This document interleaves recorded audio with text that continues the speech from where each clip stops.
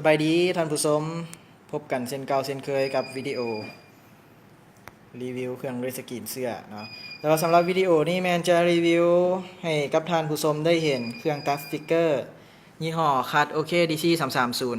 330ที่ว่าจะได้คัดโลโก้ให้กับท่านผู้ชมได้เห็นเนาะเพราะว่าหลายๆคนที่ว่าถามกันเข้ามาว่าเครื่องตัดสติกเกอร์ของห้าง SVM จะตัดละเอียดแท้บ่เนาะแล้วก็ได้คัดได้แท้บ่เดี๋ยวจะเฮ็ดให้เบิ่งเนาะหลายๆคนคงจะ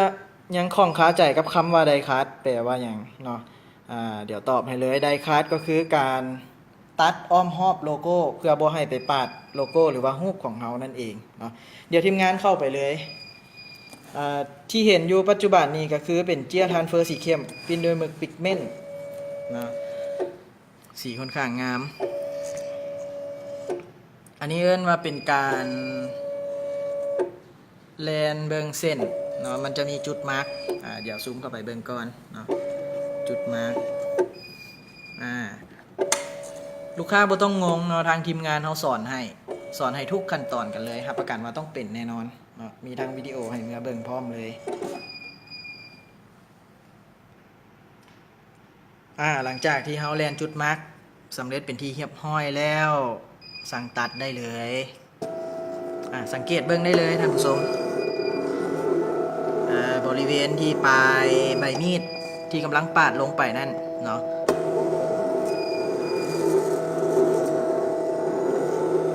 คมสัตว์กันเลยตัดละเอียดบ่ได้เข้าไปปาดโลโก้เนาะลองเบิ่งให้คักๆกันเลยใช้โปรแกรมพิเศษเนาะท่านผู้ชม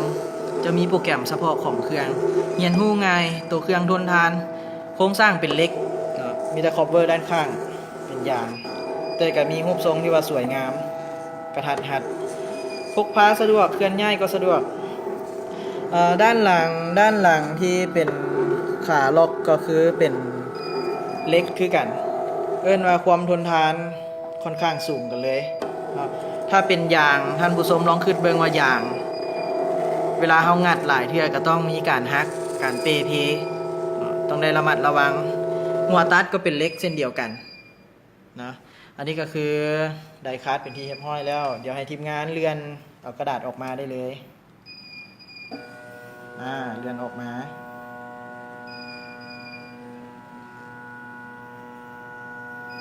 โอเคหยุดได้เลยทีมงานเดี๋ยวลอกกระดาษส่วนที่บ่เอาออกได้เลยเนาะเจียร์ทรานสเฟอร์สีเข้มปิ้นด้วยหมึกปิกเมนต์ตัดละเอียดอีหลีท่านผู้ชมเดี๋ยวซูมเข้าไปให้เบิ่งใกล้ๆได้เลยค่อนข้างคมสัตว์ลอกออกมาเลย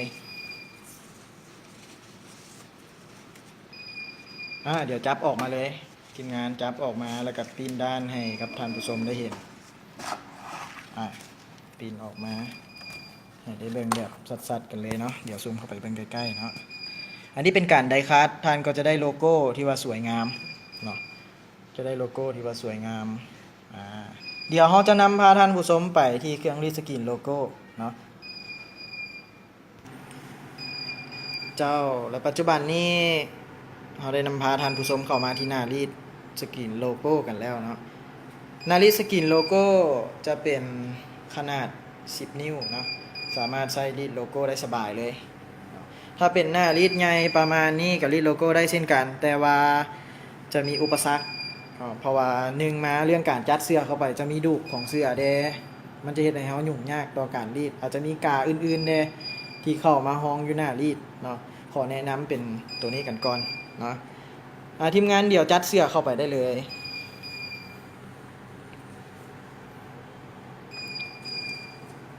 จัดเสื้อเข้าไปเลยภาพจากมืดๆเนาะท่านผู้ชมจัดเสื้อเข้าไปบริเวณที่เราจะรีดกาใส่เนาะเดี๋ยวเอาโลโก้มาเดี๋ยวทีมงานลอกออกเลย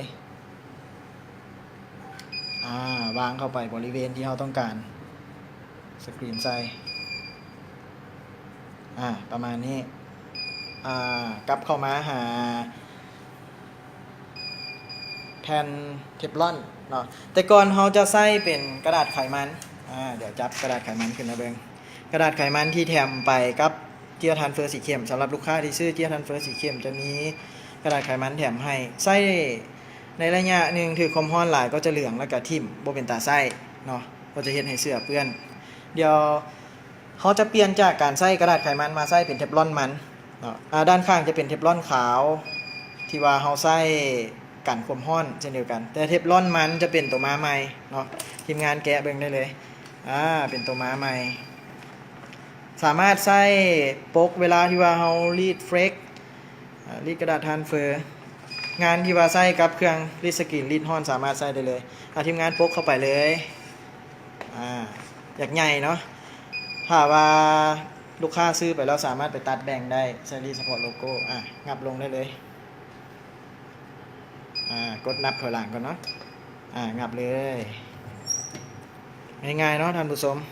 ใช้เวลาเพียงแต่5 วิเท่านั้นเนาะสวิงออกได้เลยเบิ่งน้ำกันเนาะออกมาแล้วสวยงามเนาะท่านผู้ชมค่อนข้างงามหลายเนาะนี่ก็คือเป็นการรีวิวระหว่างเครื่องตัดสติกเกอร์เนาะที่ว่าไดคัสเจียทันเฟอร์สีเข้มนอกจากที่ว่าจะได้คัสเป็นโลโก้นี่แล้วยังสามารถตัดสติกเกอร์ติดรถติดแก้วติดตามป้าย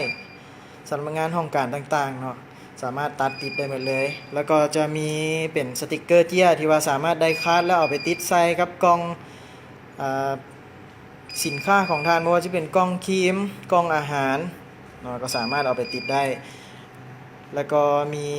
สติกเกอร์เจียจำหน่ายเนาะท่านผู้ชมเอาเป็นว่ามาฮอดนี่ก็คือการรีวิวของห้าง SCBM ก็หมดเพียงเท่านี้เนาะขอขอบใจหลายๆกับลูกค้าที่ว่าให้เกียรติติดตามรับชมตั้งแต่ต้นจนจบเนาะสำหรับท่านใดที่ว่าสนใจก็สามารถติดต่อเข้ามาได้ที่เบอร์ 02055733168 เนาะ SVM ยินดีให้บริการทุกท่านเนาะขอขอบใจ